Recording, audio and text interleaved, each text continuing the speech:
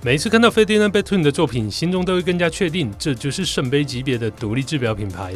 而看到 FERDINAND BERTHOUD 近期最新的 Naissance du Montre 也是相同的心情。Naissance du Monde 法文翻译过来，意思是一指手表的诞生。但这项企划不仅仅是一指手表的诞生，更是钟表技艺与传统工艺的传承，远比想象中的还要复杂，还要厉害。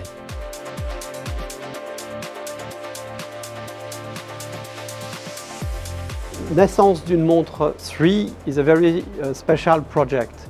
This project actually is the third watch created with this Naissance d'une Montre project led by the Italian Foundation. This is a co-creation between Ferdinand Berthoud and Chopard craftsmanship.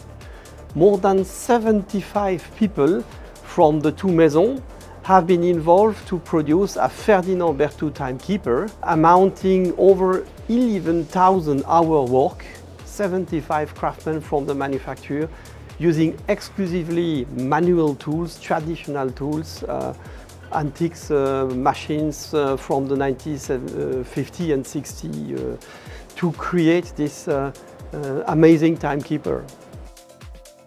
First of all, this watch is not coming from our imagination. This watch, of course, is inspired by the work of Mr. Ferdinand Berthoud, and especially his pocket watch, astronomical pocket watch number 3 that he created in 1775. All the elements from the design, but also the finishing, the color, the engravings, have been transcribed to a modern approach to this wristwatch.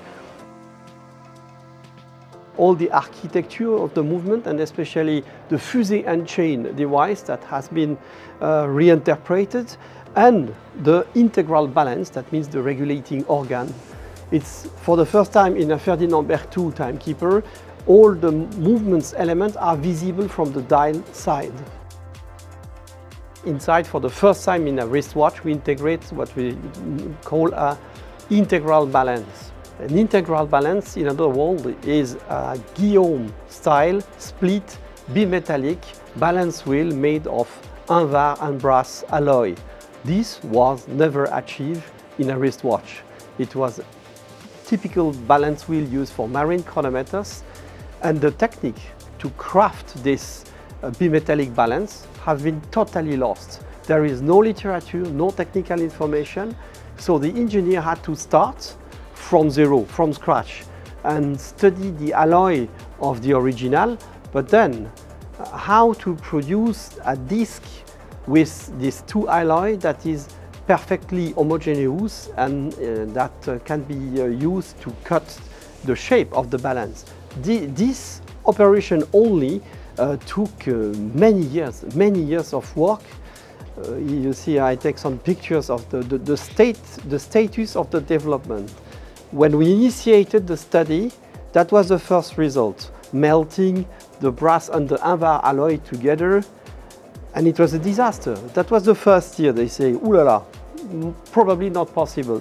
Second year, they had something, but it was still a disaster. Third year, they finally find techniques, and they say, oh, we are on the point to find a solution after so many trials, but it was still impossible to cut the material. And after 4 years, they finally could have a disc with inside of the material with the invar and outside the brass material. And they could cut the balance for the first time and have it then decorated, assembled with his screws and weights and everything that is needed to balance and to adjust. As you see, it took more than 4 years work, and today certainly Chronometrie Ferdinand Berthoud is the only watch maison that is able to craft something like that. And as you can see, it's not a straight caseband, it's a bombé, but it's extremely difficult to craft by hand, and then also it's quite complex to polish. Adjusting the fur lugs without any help of modern technology, without digital assistance, seems easy, but actually it was very difficult. The crown that is fluted and entirely cut with a wire, so it's something crazy. The production of the crown itself it represents months of work. It's Actually, to craft one case in gold by hand, over 200 hours work for each case. Plus, of course, the buckle, you see, we didn't choose a simple shape. We wanted something very elegant. And these are the jeweler from Chopard who finished this buckle, showing their amazing craftsmanship.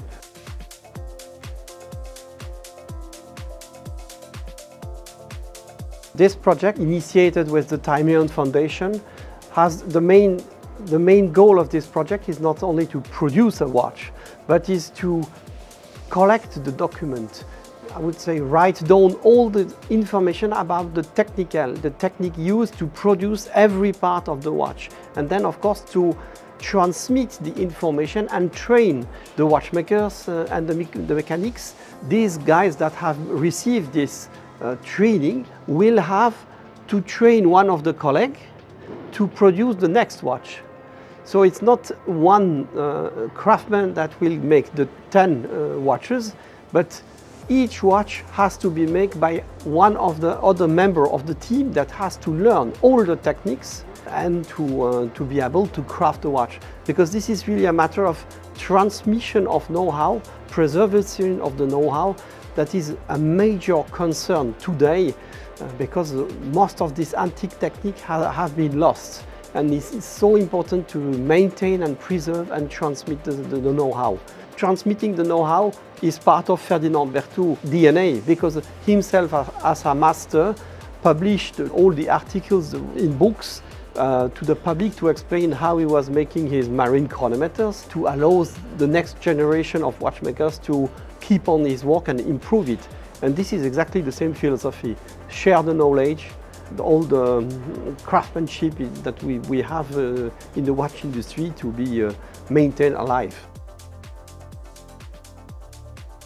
On the first two handmade, they make a watch used with existing tools. Ferdinand Berthoud at his time created the tools he needed to make his marine chronometers. So we did the same. We wanted to have a specific shape, and we say we have to create the tools. How to make the tools, and that's also part of the process, is to develop all the tools. It actually is not a commercial product. It's a production project. It's really about passion. Excellence brings emotion, because today a lot of watches, they are nice, but for me, they don't bring any emotion. It's just, okay, it's a nice watch. But it's a different approach. We really want that when our clients, our collectors wear their Ferdinand Berthoud, they feel something special. They feel the work, they feel the passion, they feel the energy. That's for us is the key reason of this project.